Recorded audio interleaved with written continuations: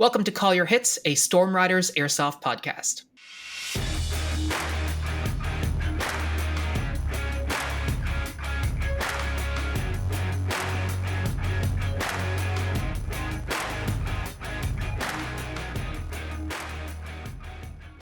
Thanks for joining us, everyone. Today, my guest is Rob, host of the Gunfather Milsim channel on YouTube. Rob has been playing Airsoft for over 15 years and is also a law enforcement officer and SWAT team member from the United States. His content is laser focused on sharing knowledge of tactics and training that promote the best performance on the Airsoft field, which is super in tune with our message as well, which is why I'm so excited to get the chance to chat with him today.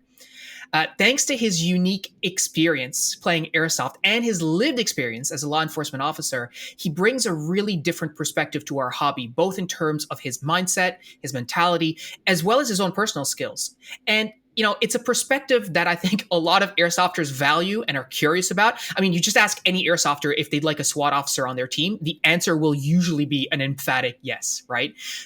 But more than that, I think it's Rob's commitment to sharing his wisdom and helping others learn that makes him such an interesting guest. And I'm so privileged to be able to talk to him. So thank you so much for being here today, Rob. Oh, it's good to be here. Thank you. So the first thing I want to talk to you about and just level set, I understand that winters in your part of the United States are very much like the winters here in Newfoundland in that they kind of suck a lot. And right. You have an off season until, if I remember some of your Q&As, until about March or maybe a bit later if the weather is really bad.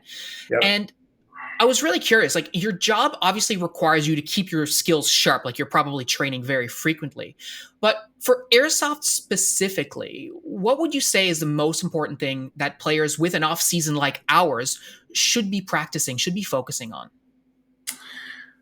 That's a tough one because Airsoft is so limiting when it comes to what skills you can actually practice outside of the field. I like doing a lot of drive drills, or I encourage people to do a lot of drive drills, reloads, transitions, stuff like that. Anytime you can work on you're working on cover skills is always ideal. But for me, for the most part, during the winter, that's time to clang and bang and just hit the weights and gain some strength. And I'm a big runner during the summer and the fall. But as soon as the wintertime comes, it's time to put on some size.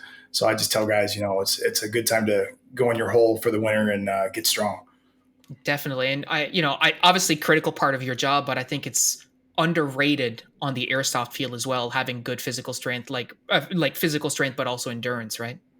Yeah. I'm a big gym rat. I'm kind of a huge proponent of fitness, but I don't like encouraging that or hammering it to the point where people are kind of dissuaded from joining the hobby. I think like if you're really out of shape and really overweight and the only activity you're getting is hitting that airsoft field every weekend, then good for you. I get out there and do it. I think people, if they kind of focus on their fitness, they'll find it yields better results on the skill end of things. For sure. Yeah, and as we were saying in the lead up to, as you advance in age, the more fit you are, the less injury, the more protected you are from injury, at least on the airsoft side of things too, right? So it doesn't really hurt. Oh yeah, I was icing the shoulder just before I came on here with you. So that's right. Rule number one of every workout is don't get injured. That's step rule number one at the advanced age. Yeah. Yeah. Have you tried any winter airsoft in your area? Like, have you tried to go out for either skirmish or milsim? And what was that experience like? Yeah, we do winter here. Some winter games here, it's just kind of hit and miss. A lot of it's just trying to get enough people to show up to actually have a game. I found the big problem we have in the winter games is people's guns break. If you have a kind of a more affordable AEG with maybe more brittle gears that aren't made as high a quality of metal, when they get cold, those gears tend to break. Also, the batteries don't last as long. So like a lower mAh battery, like if you got like a 900 or 1100 mAh battery that usually works just fine during the summer, during the winter, it's going to crap out within 10 minutes. So I find you really got to get those higher mAhs, the 3000 plus, to really hang in the winter. But yeah, we do a couple out here. It's just trying to get the people there to play. What would it take for you, I guess, to see a winter event get posted and just be like emphatically like, yeah, let's go. I'm going for that. At this point in my life, I'm spinning a lot of plates. I'm a full-time instructor I'm at the police academy, a firearms instructor, and depending on what we got going on there and operations, and then I got family, I got my kids. It has to line up with my schedule. That's the most important thing. It's really not the weather. It's whether or not that game lines up with my life event schedule, and none of my kids have soccer games or whatever, and I can actually get out there. That's really it. Yeah. I'm not a fair weather airsofter. I don't care. I'll go out there and play. There's no such thing as bad weather, just bad gear, and I Yeah. have lots of good gear, so I don't care. Yeah. And I think on the flip side, like you mentioned, there's lots of people hitting the field, in the wintertime who don't have that good gear and they really do end up having a negative time um, because their gear craps out, or fundamentally, like they get really cold, especially like, having harsh winters like you have, or like we have, up in Canada. Like it's, if you're not prepared for that cold and you're going to be out there for hours and hours and hours, it's not setting yourself up for a good time. Right. So I Yeah, definitely and feel you on that. unfortunately, that's kind of the best way to learn is just be miserable and make mistakes. I mean, Lord knows I've done Hmm. it throughout my life many times. Is you don't prepare for enough gear. I know on the professional side, when we get called out for like SWAT stuff during the winter. I mean, it always happens during the winter. We call it barricade season, like barricaded gunmen, because there's stuff that patrol would usually handle if the weather was nice. But when it's really cold, the patrol officers are faster to call SWAT. So just because they want to get out of the cold, which I totally get, and I get paid for it, so I'll come on in. But it took me a while to really learn you got to dress for basically 10 degrees colder than it is. In airsoft, you're running around and you're breaking a sweat and you got body heat going on. But on the SWAT side, you're going to probably stand at a position and just wait for hours on end. And when you're not moving and you're just standing still, you're going to get cold a lot faster. And then on the sniper side, you got to dress for basically 20 degrees colder because then you're laying in it. Yeah.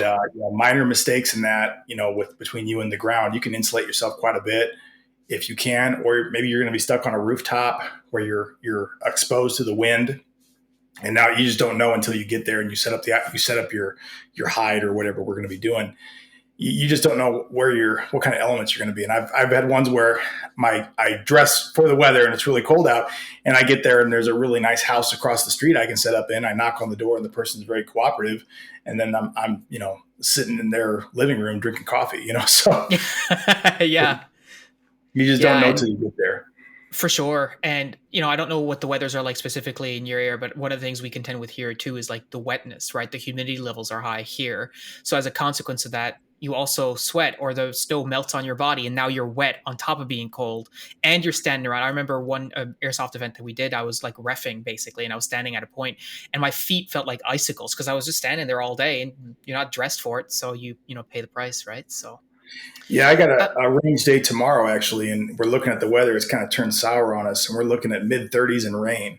And I would rather have mid 20s and snow all day than mid 30s and rain. It's going to be yeah. a miserable day, but I mean that is what it is. We have to operate in all weather, so we're going to train in all weather. That's just the job.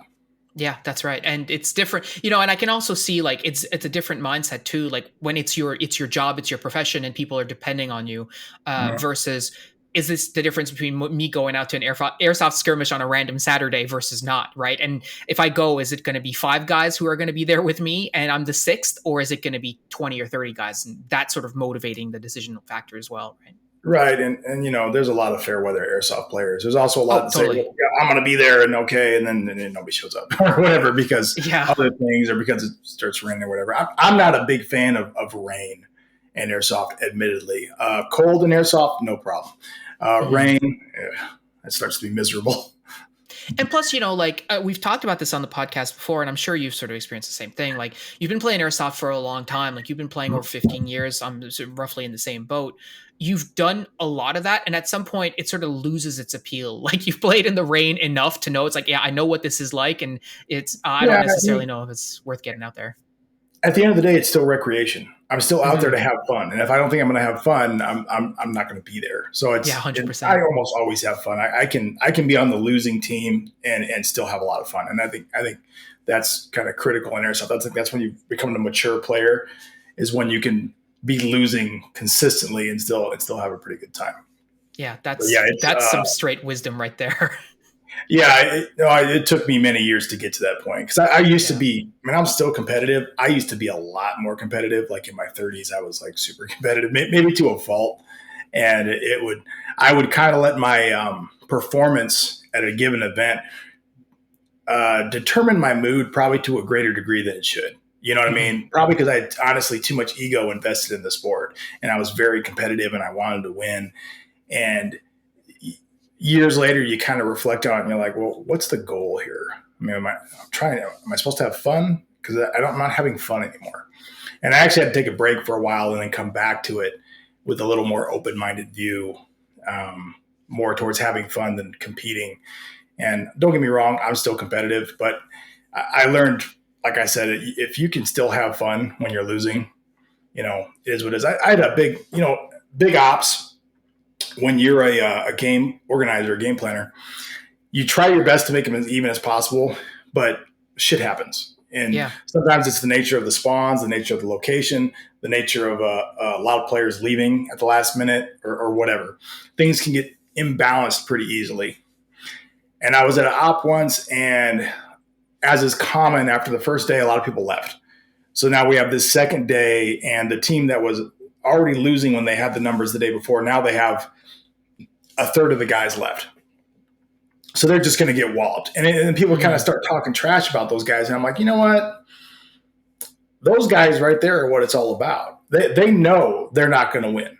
They are literally here just so we can have somebody to shoot at, have somebody to play the game with. Otherwise, we don't have an op. We don't have an event. You should be shaking these guys' hands and thanking them that they're still here. Around. Yeah, right. Absolutely. And then having been on the other side of that, where I see all my team leave because it's not going our way, I'm like, God, fellas, you know, someone's got to stay. Someone's got to stay and hammer it out with these guys. So I think that's just critical. That's just it is just a game, and you're going to be on both sides of it. Nobody wins all the time. You're going to be on both sides of it. So be a good player. Yeah, and you know, one of the things, like for someone like yourself or someone like myself who's so, really focused on improving and getting better at stuff, right? Being on that losing side in many cases is much more educational in some cases than winning, right? You can go out, like if you're like 3-1 to the other team and you're crushing them all day, how much are you really learning from that versus if you're in 1-3 situation, you're having to push and be creative and come up with tactics and stuff like that. Mm-hmm. I would say you're probably learning a lot during that game, a lot more than you were in the reverse scenario, right? Yeah, I try to debrief, every time I get hit, because everybody gets hit. I go, okay, what happened there? Did I do anything wrong? Did I pick a bad angle? Did I, take a route I probably shouldn't have? Or was it just dumb luck? Did I just get hit? Because that happens too. You can do everything right and still get hit. Real world, you can do everything right and still get killed. That's the breaks. That's the business. So we just try to stack the deck in our favor as much as we can. So I'm curious though, and I mean, you talked a little bit about the mindset pieces around like how you approach the game yourself, right? And being very competitive before and sort of walking that back a little bit in your own thinking. I'm just curious, like, do you find that when you hit the field, do you put pressure on yourself, or do you feel some sort of pressure to perform at that level because of people who are around you? Because they look at you going like, oh my God, he's the SWAT guy. They know I'm the SWAT guy, so I got to be good. Or is it really purely like internally driven that you find that desire to perform?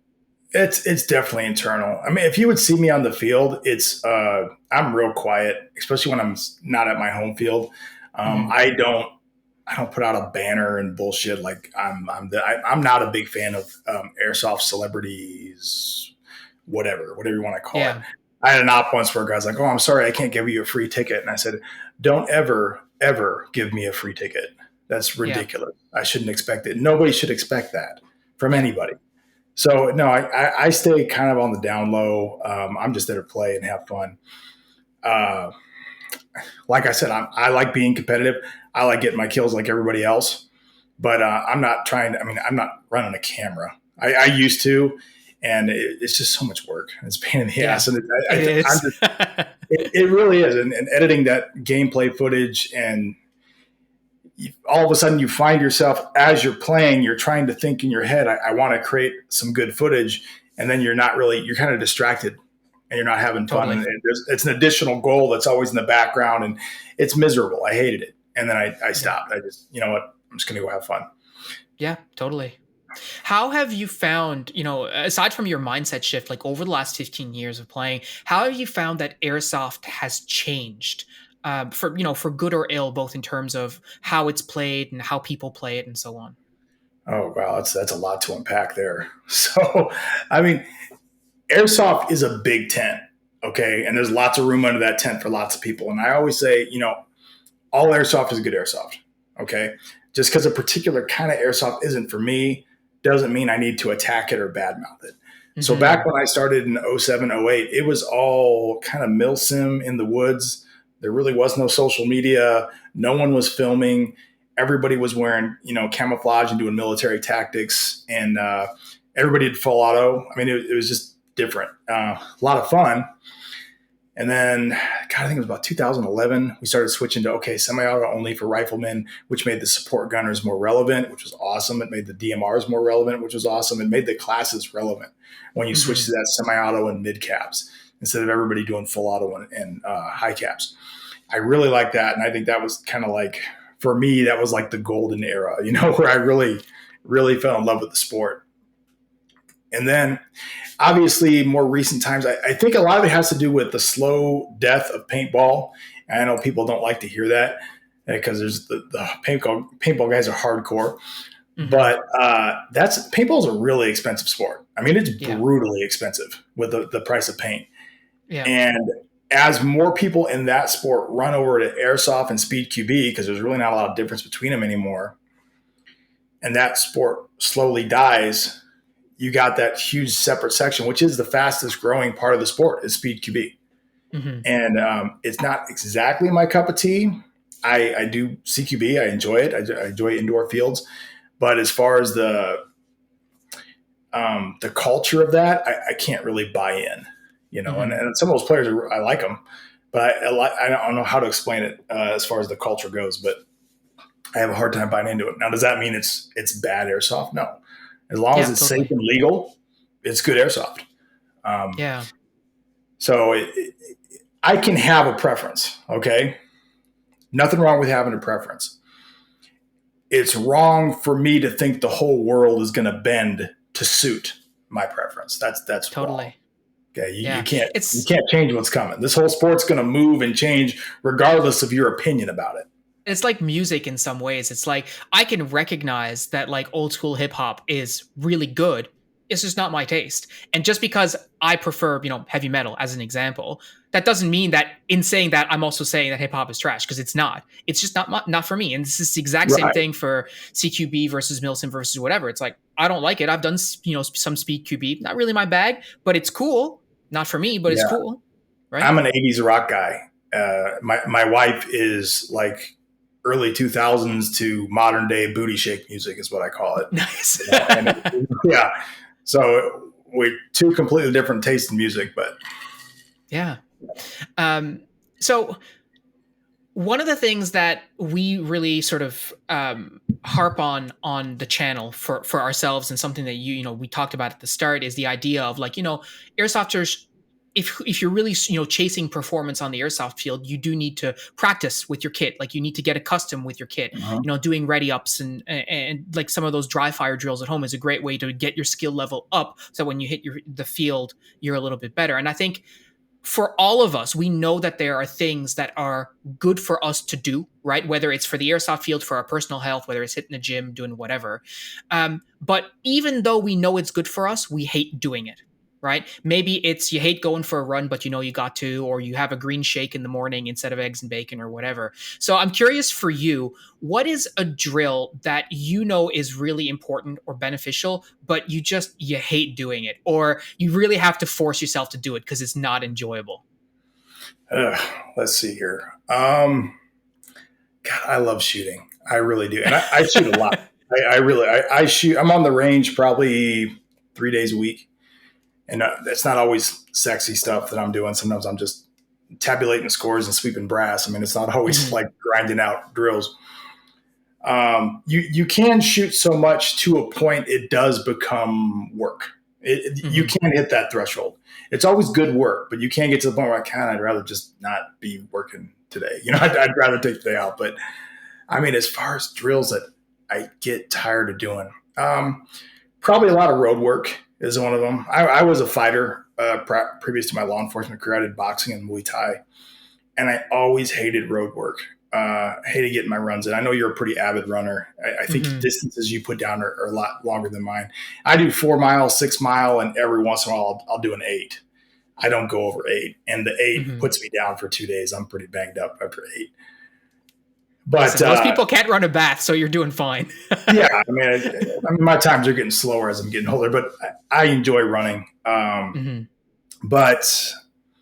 I mean, now I enjoy running. I kind of evolved. Okay, here's one of those we got to cut up. Yeah. All right. I never really enjoyed running. It was just something I had to do. I knew I had to do it for cardio purposes. Like when I was a fighter, I always said, I hate running, but I hate losing even more. You got to put that time in. You got to put in your road work. You got to develop that cardio. And I've always said, fighting is a cardio sport. Combat is a cardio sport. Shooting is a cardio sport. When you get in a real world incident and your heart rate jacks up to, 180 or 170 or whatever. Now, granted, it's going there because of stress. That's a stress, fear-induced heart rate. But if you've never operated at that heart rate ever, it's really going to crush you. As opposed to if through physical training, you've learned to operate at that heart rate before, you're going to perform much better when you're there. Yeah, that's fair enough. Sticking with the law enforcement theme, I think one of the things that I'm sure you get asked a lot, and I know because I've seen it on sort of on your channel and your live Q&As and stuff, is people asking you about how your experience as a law enforcement officer and how that's shaped your airsoft play. But I'm really curious to take a reverse angle on that in terms of how airsoft has required you to change or, to modify the approach that you take in ways that maybe you didn't expect because of the limitations of airsoft. Some of the things that you might do in airsoft that you absolutely would never do in real life. Well, I mean, that's easy. The big one is the overwhelming fear of death. Okay. You don't have that. That dictates all things. Okay. I'm just being real. When you're in a real world incident and you hear the shots fire, I mean, it's like, oh, shit, there's nothing that replaces that, oh crap, it's real now. So yeah, I'll take risks in airsoft all the time that I would never take real world. But you got to understand that airsoft is a sport. Okay, it's a competition and it's designed to be such. 10 people on this team, 10 people on this team, or whatever. Real world, hey, there's 2 people in there that we got to take into custody because they have warrants for their arrest. They're probably armed, blah, blah, blah. Cool. We're going to run it with 12 dudes. We're going to use surprise. We're going to use flashbangs. We're going to hit it, 6 in the morning or whatever. And we're going to breach some windows and get some multiple, angles on them, et cetera, et cetera. It's not really a 50-50 thing. If we're in a 50-50 gunfight, we're either being ambushed or we're not doing our job. So, yeah, it's easy to take risks in airsoft because, I mean, who cares? It's a game. And I'll kind of, somebody's dumping rounds through an area and you'll run quickly through that area from piece of cover to piece of cover. And if you get hit while you're crossing, it is what it is.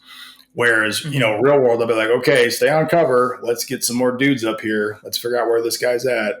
Get the drone up, whatever. Who's got eyes on him, perimeter, blah, blah, blah. Right. You're really less likely to quickly change positions, Do you find that, like in a situation, for example, you're playing airsoft and you're in cover and the rounds are zipping in or whatever, do you sometimes have to remind yourself, oh, hey, hang on, wait, you're not at work right now, you can go across? Do you have to do that boot cycle in your own mind, or is it two completely compartmentalized skills? It's 2 completely different things. Yeah. It just is. I mean, I've never lost track of the fact that I'm in an airsoft game, and there's stress. So anytime that there are projectiles coming at you that cause pain, there is training value there. Okay. It induces some degree of stress to you. Stress inoculation is what they call it.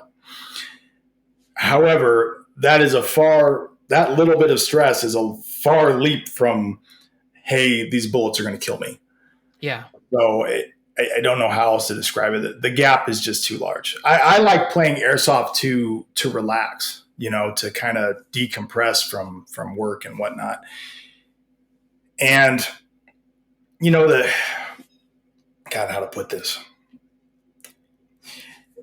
Some people, when they have their life is very structured towards like violent endeavors or discipline or whatever, they like their relaxation time, their pastime to be the complete opposite of that. Okay, like you're going to do, I don't know, pottery or interpretive dance or whatever, something that is absolutely totally non-violent, non-confrontational, not competitive. For me, I like my relaxation time to still have some benefit to my real world discipline, whether that be airsoft. I'm going to do a little recreational shooting. I'm going to do some running. I'm just going to go out there and run. I'm going to go out there and ruck with a 45-pound, vest just to go out, and I'm going to be outside, but I'm still putting in some work that's going to make my work life better. That makes sense. Yeah, it makes total sense. And I think it's a concept that we talk about, fairly frequently, like the idea of taking what you do seriously, right? Mm-hmm. And part of that is, putting in work when you need to put in work, or knowing, hey, I want to do this and I want to get good at it. And I have to put in the work. Like, it's like, you can't go to the gym and say, I want to lift heavy weight and never put time under the bar. Like, it's just, it can't work that way. Right. And go ahead. yeah. And so, I'm just sort of in talking about that, like, I'm curious, airsoft and is often, or in the media, let's call it, is often talked about as a training tool. Right. And I know that when in our discussions in the lead up to the episode, we were talking about how initially you had looked at airsoft as a bit of a training tool, but at some point you sort of realized that that really wasn't going to be it for you. Right. Yeah, so I originally got an airsoft in late 07, and I was looking for a training tool for law enforcement. And we started out with some just cheap, I think it was a Cyma battery operated Glock pistol or some shit. And I mean, they don't, I'm sure other people are familiar with that model. It's not the best performer in the world. Then I got on some AEGs, and the more I looked at it, it was really more of it wasn't the actual, using it in training that was the problem. It was more of a practical matter of the equipment. So airsoft is high maintenance. I know people don't think it is. It really is. They're high maintenance, specialized tools. If you have a background in firearms and you come to airsoft, all your firearms like background on maintaining firearms is useless in airsoft. It's absolutely useless. You'd be better off having some sort of experience in, I don't know, small electronics. Right. So that was more the problem, is that for law enforcement, you got to be able to have a tool that you can use and then throw in a storage room for a month or a year and then pull out again and it's going to work. And with airsoft, that's just not realistic. So that was more the problem on that front. Like in law enforcement, we use UTMs. I was training today. We were doing warrant operation training, and we were using UTM rounds, which is basically a wax bullet. So the way the UTM works is I take my Daniel Defense Mark 18, which is my duty rifle. I pull out the bolt carrier group. I put in the UTM bolt carrier group, and there you go. So I'm using my same weapon, same sights, same lights, same everything. It just fires UTM rounds. And the UTM bolt carrier group, because it cannot fire a real cartridge. Even if you put a real cartridge in the gun, it won't fire because it's rim fire versus center fire and blah, blah, blah. The point is, when it comes to raw performance, airsoft performs better than UTM. It really does. UTMs have shit range. I mean, their range is about a third to half of what airsoft is. Their accuracy isn't as good as airsoft. There's really nothing as good as compared to airsoft when you're using UTMs. Yeah, they're marker rounds, but it's kind of inconsistent with the marking. What UTM is great at is the fact that it's your real weapon and it's functioning just like your real weapon does. Now, the recoil is significantly less. I'm kind of getting in the weeds here, but the UTM cartridge, basically there's a little, I think it's a CO2 capsule in there that expands, that causes it to eject. And there's actually a 22 primer that fires the wax bullet, whatever. Then they sting. I don't think they sting worse than airsoft. It's comparable, but that's the tool we use because it's reliable and I can use it I can use it a year later, pull it out, put it in, works fine. Works every time. Whereas airsoft, I'm not going to have that. And it functions in my weapon exactly the same way as a real fire, as the actual cartridges do. So everything's the same. And it's interesting because I think, like you're saying, you almost need like, I don't know what you would call it, like your section or your platoon or your squadron has a gunsmith or an armorer, you almost need like an airsoft weapon tech to keep the guns and gear, or the airsoft replicas, I should say, up to spec, because it's so, like you were saying, it's so finicky, right? Yeah. Like week over week, let alone, like you said, putting it away for a year. But you also talked, and I think this is something I sort of wanted to get into, but we're on guns and gear, so I figured I might as well just ask it now. You talked on your channel a fair amount about how a lot of airsoft gear is crap, and I could not agree more. And recently on the Discord, you posted a pic of yourself in your idle gear trousers at work, or pants. Yeah. Because it's the only thing that was handy for the call out that you were on. So Yeah. obviously not the ideal situation, obviously, but I'm curious, like, what is a piece of airsoft kit that has really surprised you in terms of quality, like where you bought it and you expected it basically to fall apart and you were just like, wow, actually this is great? Honestly, those idle gear pants that you mentioned have held up really well, surprisingly. People need to accept the fact that some gear is designed to be replaced. Okay, everything falls apart, everything breaks. Tactical gloves in particular. That's one of those where everybody's like, "Oh my God, these fell apart after a year." Well, what were you doing? I mean, if you're using them every couple of days for a year, I would expect them to fall apart if you're giving them hard use. So it is acceptable for some gear to fall apart. So some, like those idle gear pants, I have several pairs now, but I mean they're $60. I mean, are they as good as Cry? No, but Cry's like $250. So they hold up really well for what they are. And I like those idle gear pants.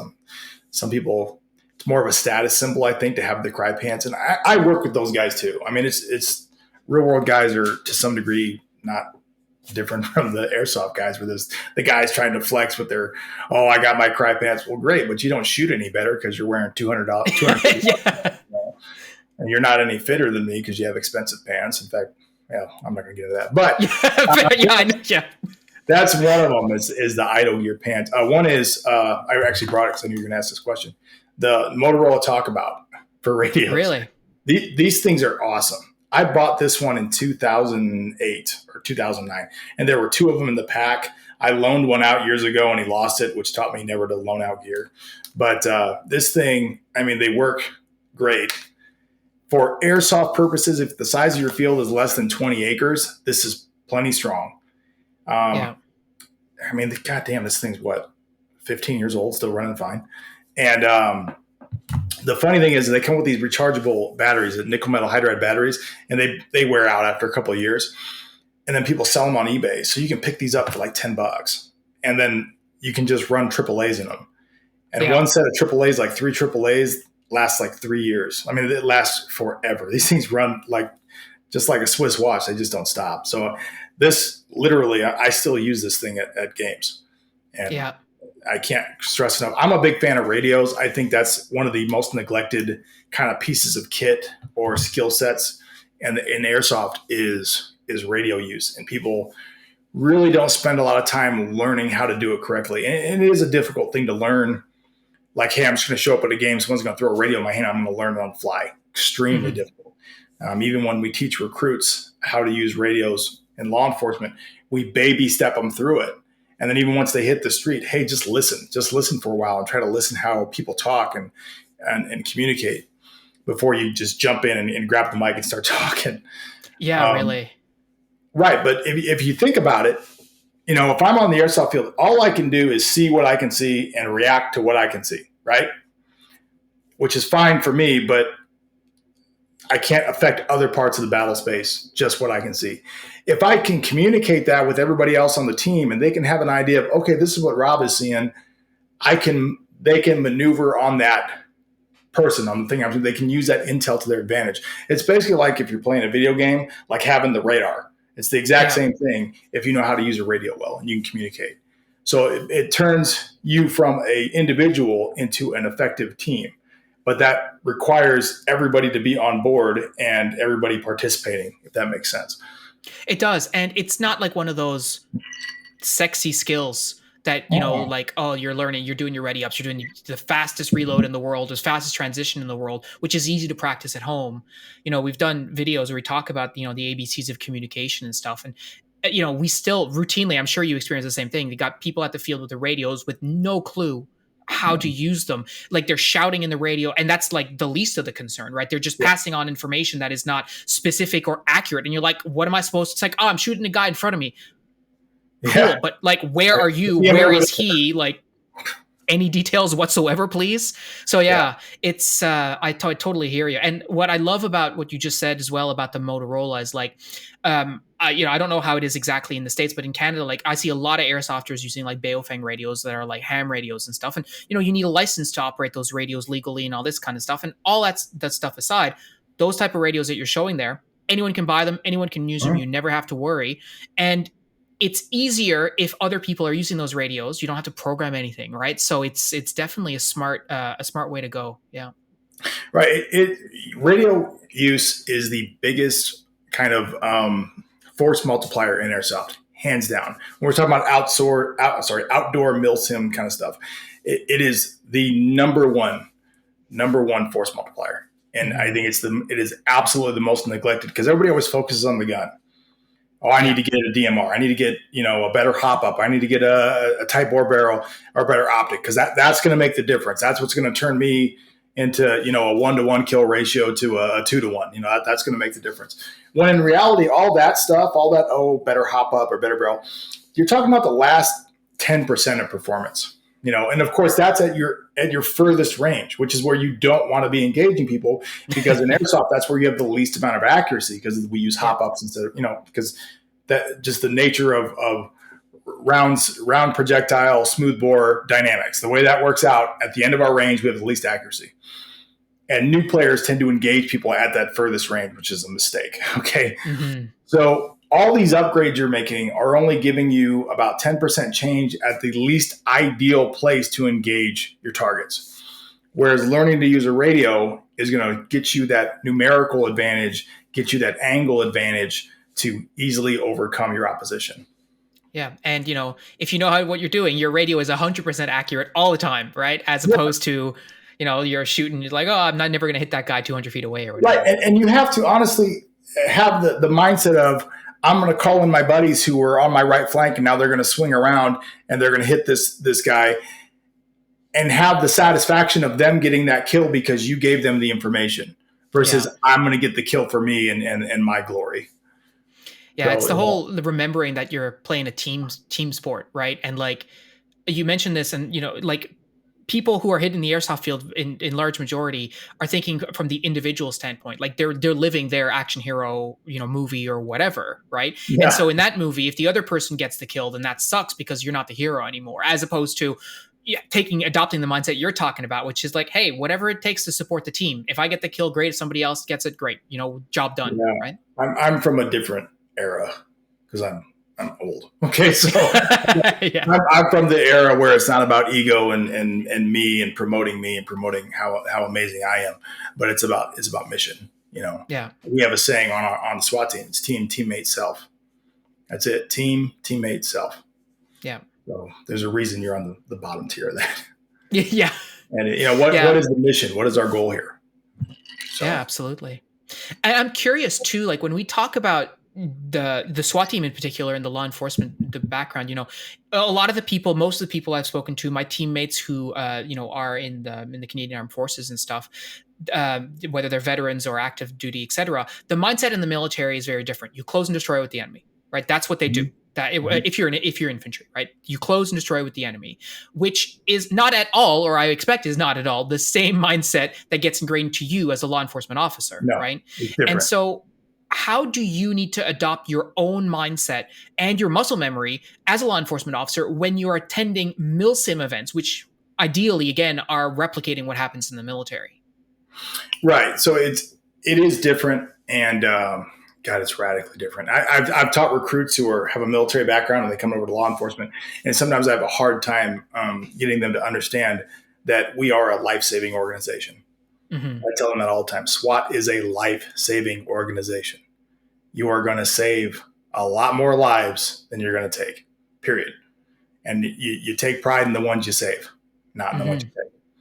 And we will stand in the freezing rain for hours and hours and hours on end, talking to a suicidal party, talking them down to save that person's life. Okay. Having said that, there's also situations in law enforcement where our goal is to close with and kill the enemy, and that is when there are innocents' lives at stake. Now, not to get too far into the weeds, but there are recent events, in the U.S. where officers did not take that oath as seriously as I would hope, and they failed. And as a result, my entire profession gets a black eye. Well, Mm-hmm. law enforcement's like any other profession. There's good and bad. There's and everything in between. I can tell you that the people that are attracted to the tactical operations side of law enforcement, to the SWAT side, they're there for a reason. They're going to kick those doors and run in there and save the day because that's their job. Okay. If you have an officer that say works in, I don't know, 30 years on the job, working in community relations, not to point out a field, chances are they're not as dedicated to assaulting an active killer as I would be, because that's literally Mm-hmm. my job. It's what I'm trained to do. If that makes sense.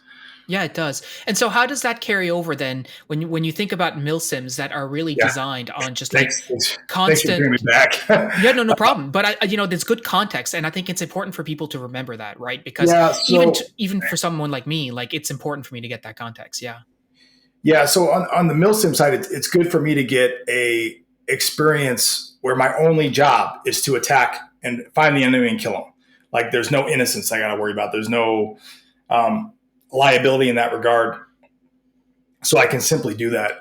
Like in the law enforcement side, a lot of times, like if we're going into a building and it's a bad guy and he's the only person in there, we're going to arrest him for God knows what, and we get fired upon. Okay, we're going to back out. We're not going to attack that person. Mm-hmm. And then we're going to try to get him out, bring him out to us, whether it be canine, drones, gas, whatever, explosively breach an adjacent room. We're going to use tools at our disposal to get that person to come out to us versus running into the door to get them. Okay. I have to turn off that side of my brain when I'm playing airsoft. It's not hard. Airsoft or milsim events Mm-hmm. where, okay, there's a guy in there and he's shooting at us. Okay, we're gonna use some grenades and some bangs to try to get him out of there, but we might split that door and engage him, knowing that one of us is probably going to get hit. Why? Because it's a game and it's Yeah. fun, and there's value there because I can take kind of the value of the training in real world. Let's say there is a guy, but he has a hostage. Well, now based on how I do my job and the kind of the protocol that I operate under, now I am going to take that risk to try to save that life, and I am going to put myself in a position to take more risk. And how do you, and I don't know if you've had this experience before, but I would expect that it likely happens at many milsims that you have people who are either active currently or formerly serving members that end up on your team. How have you interacted or interfaced with those people? Like ostensibly they have different SOPs, different ways of working, etc. Have you found that was something that you need to sort of like at the start, like level set with them, or how do you approach that? I've never had a problem working well with military guys, and I have no military background. Okay, but a third of my team on the SWAT team is military, a third to Mm-hmm. half. There's a lot of military guys. Actually, it's probably closer to half. I've never had a problem interacting with like military background guys in airsoft. In fact, I prefer it. The only thing I get in trouble with or I have a friction with is if I go to like a really milsim oriented event is the radio, because in law enforcement we use something called plain speak, and in Mm-hmm. military they have a totally different like protocol for using radios, and it Yeah. hits me sideways, and I'm like, okay, they'll use some acronym that I don't freaking know, and I'll just get on Yeah. there and like, yeah, I don't know what the hell you guys are talking about. Dumb it down for me. And they'll clean it up for me. They just kind of chuckle and they clean it up, but you know. Law enforcement radio use and military radio use in the U.S. is two entirely different animals. So that's the Yeah. only rub I really have. But as far as using cover, attack element, support element, flanking element, these are all universal, and it's not really particularly complicated. So we're going to put fire on the enemy, and we're going to close with and kill them. I can do that. Fair So enough. You mentioned your colleagues on the team, and I'm just curious. So you mentioned, in when we were, I think in one of your earlier live Q&As, I think you mentioned that some of your colleagues on your SWAT team don't play airsoft, and well, they do make fun of you, but like they make fun of you for anything. Doesn't matter if it's airsoft or not, right? They'll poke oh, fun yeah, at you yeah, because they'll that's poke. what colleagues are like. Right, correct. It's pretty rough. Um, so like when I first started playing, it's like kind of something you didn't admit to. You just kind of kept Hmm. it on the down low, and if they asked you, you tell them. But it just you would never start a sentence with like, "Well, in airsoft, we," no, shut up, Yeah, shut up, kid. So yeah, you really gotta. Let's just say in the real world, no one gives a shit about how great you are at airsoft. yeah, No one cares. You have to prove your mettle and prove your worth on that team in real world situations. And then I think that's really what it was. Is everybody just at this point they just kind of, I'm not going to say turn a blind eye. They accept the fact that, hey, Rob does airsoft, but you know what? God damn, Rob is pretty damn good at CQB, and there's got to be some value there for him that he's doing that. hmm, Maybe we just, they're not coming to the field. They don't ask, hey, when's the next airsoft game? That's not going to happen. These guys all have their own interest in their own thing. That's just not going to occur. Do you But think it could? Like, what would have to happen to get them out to the field with you? I mean, there's a couple of law enforcement officers that play. There's a couple guys on my team that are law enforcement. That there's guys that I met in airsoft and later because I've been on the job 21 years. I've been there forever, Hmm. and there's guys that I met as kids, 18, 19 years old, and now here they are in their mid 20s. They actually joined my department, and now they want to be SWAT. And one of them actually I met him through airsoft. He's probably going to be going to the next SWAT school that I'm teaching and trying to earn a Nice. spot on the team that I'm on. Now, luckily, I don't do the grading; I just do the instructions, so there's no bias there. But it's just it's interesting how there are those guys who come into the tactical realm in airsoft and then kind of want to go that direction. I had an old partner when I was on the gang unit. Gang unit is kind of like a jeans and t-shirt detective kind of thing. I wore a tack vest and I ran around and tried to catch gang members with guns and chase down shooting suspects. A very high stress but fun job, but a lot of long hours and really hard on families. Okay, Hmm. and my partner then, I got him to come out and play airsoft. He loved it. Really got into airsoft. He's since moved on to other departments, other jobs, but he loved airsoft. Him and I we'd go do airsoft all the time, have a great time. One day he was doing his rifle research. One of my fellow SWAT officers was teaching the rifle research, and he noticed that my partner, his name was Dale, was just doing his reloads just slick as shit. And I said, "Hey, wow, your reloads are looking really good, Dale. And you've been working on those?" He goes, "No, I've been playing airsoft." And for that particular instructor, I'm sure there was one where he's like, "Huh, okay." And he's like, "Yeah, I go out and play with Rob." Oh, we know Rob does that stuff, but there is value there. There's training value there. Anytime you're training with a one-to-one replica, you just gotta have to be mindful of the shortcomings while you're using that as a training method. And there's a lot of Yeah, shortcomings. absolutely. But Yeah, the good absolutely. is excellent. Just be mindful of it. Yeah, I remember watching a video of some an American channel where they brought someone from Japan, I think, who had never shot a real gun at all in his life because they're not legal in Japan. And but he had played Mm-hmm. airsoft, and you gave him a real gun, and once you get acclimatized to some of the realities of shooting a real firearm, he was, like you're saying, he's super slick, right, doing certain things. So doesn't necessarily all translate, but there's some of that muscle memory that applies in both contexts, right? Yeah. Oh, absolutely. Especially with the reloads and the transitions and just the natural pointing and the firearm and the weapons flow. Using this weapon around other people. All that, if you Hmm. train correctly, translates well. Yeah. One big issue is with the reloads because you don't have to hit the bolt release on an M4 in airsoft. That's a huge Hmm. one. I always hit that bolt release. Now, if you just want to play airsoft in an airsoft context and you don't ever have any real world aspirations, cool. Don't hit the bolt release. Who cares? For Yeah. me, if I'm being mindful of what I'm doing and I want to get some sort of training benefit from that, I'm going to hit that bolt release. And speaking of reloads, I think one of the big things about airsoft is it gives you a chance to do reloads in really bad positions under stress, taking fire. Like we always Mm-hmm. practice reloads when we're like standing, in our bedroom or whatever on the range, and we're just standing there doing our reloads. But in airsoft, oftentimes you're hiding behind a log that is not quite Yeah. big enough to hide you, and you're trying to pull that magazine out of a real bad pouch and trying to load this weapon this way while dirt's flying on you and shit. It's There's a benefit to that. Reloading under stress in awkward positions, huge benefit. Yeah, totally. Yeah, and I mean, I can't count the number of times that I've been like halfway prone, like lying over some sort of like root that was coming over, and I'm like all kinked sideways, and I'm having to roll to get a mag out. And like, Right, if you're just doing that on the flat range, like easy peasy, right? right. Looks sexy, but Yeah. real world ain't sexy. Well, yeah.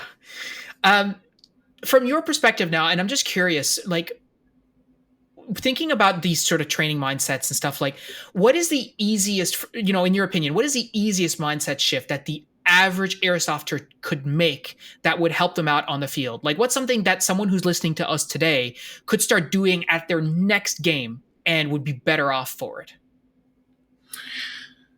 You know, I'm a big mindset guy, and I would say rent is due every day.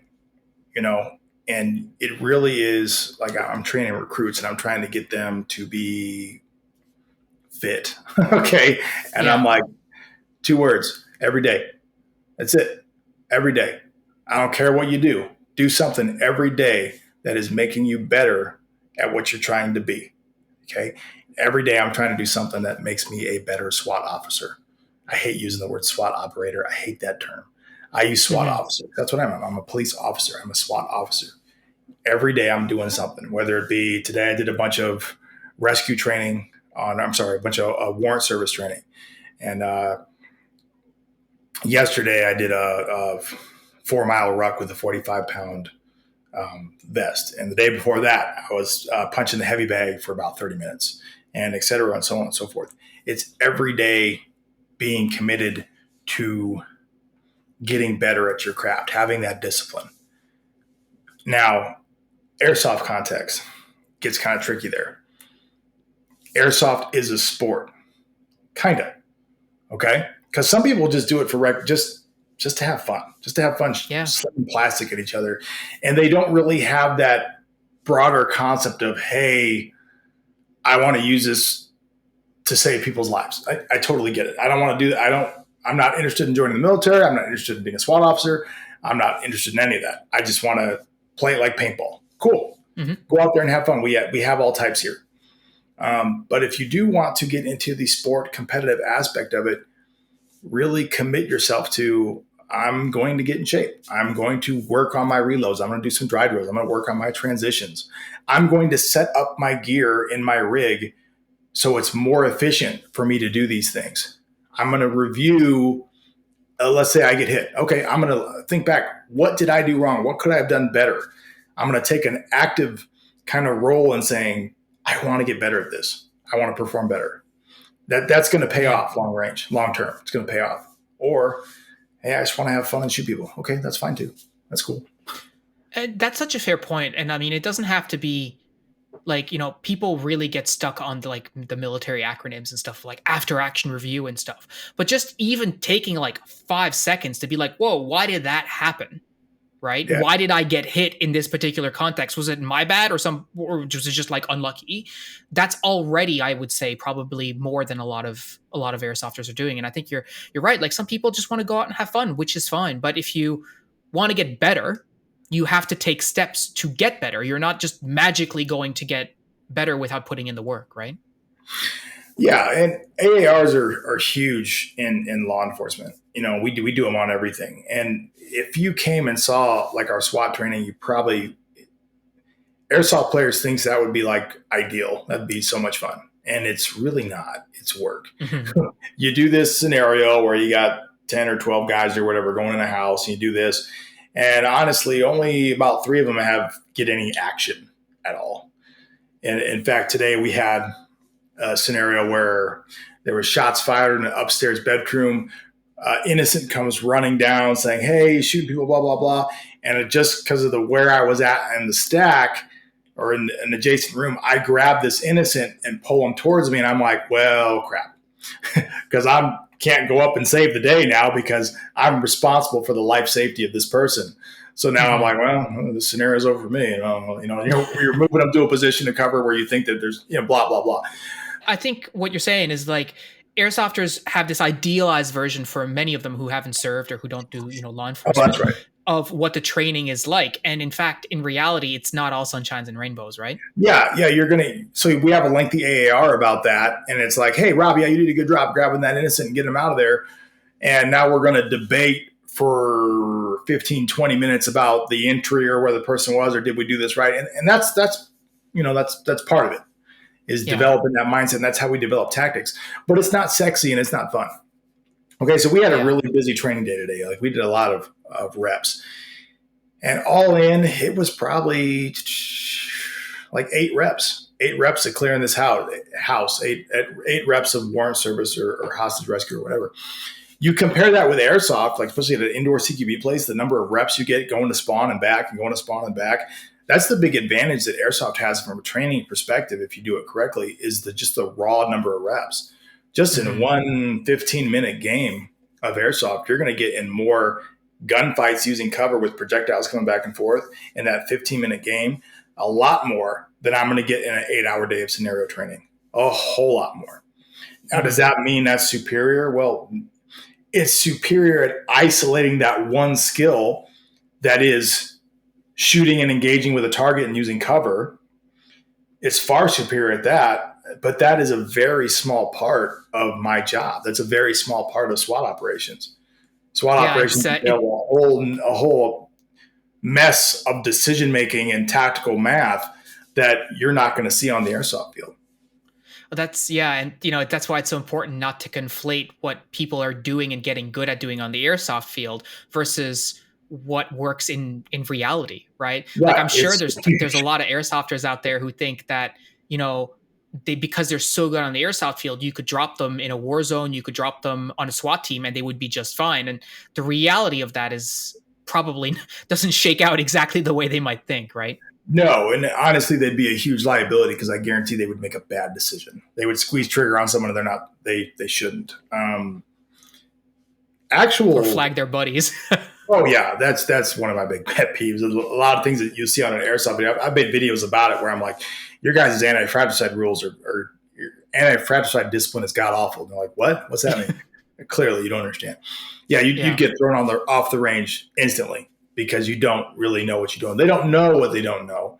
Oftentimes because there's more of a focus on looking the part than performing the part. And that's this is very different things. This leads into a fun question that I had for you because I was thinking about this a lot and I wanted to get your take on this. Where do you think you're more likely to see a caricature of a SWAT officer? In TV and movies or on the airsoft field? Oh, TV movies.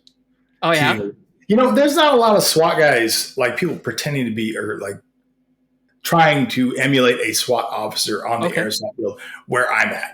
It's just not popular.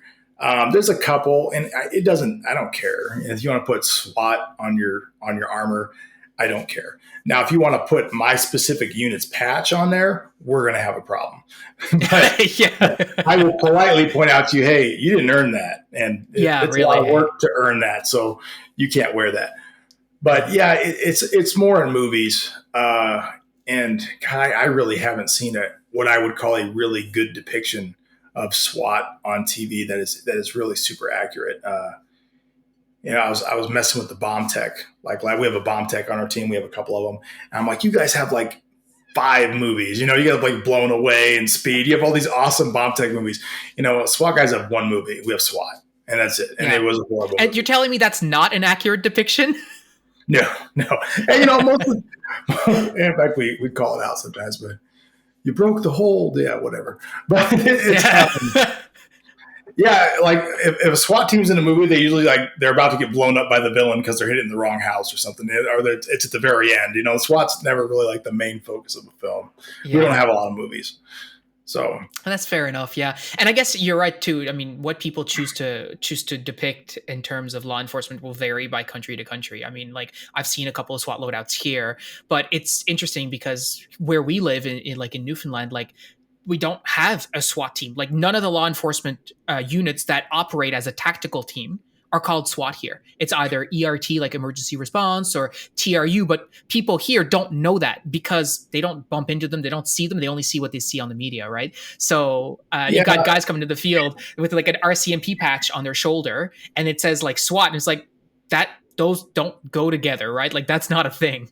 yeah, and SWAT varies like a lot across the country. I mean, there's teams that do there's teams that surround our where I work. So my where I work, we do about 110 warrants a year. We used to do like 130, 140. It's not as busy as it used to be. And then we have a bunch of site security operations and dignitary protection and stuff like that. So we're up somewhere around 140, 150 operations a year. So several times a week, we're doing operations. That's a very busy tempo for what is technically a part-time team. However, there are teams like Las Vegas PD. I met a guy from that. It was teaching a school I was in. A really cool SWAT officer from Las Vegas PD. And holy crap, these guys are doing hostage rescues every month.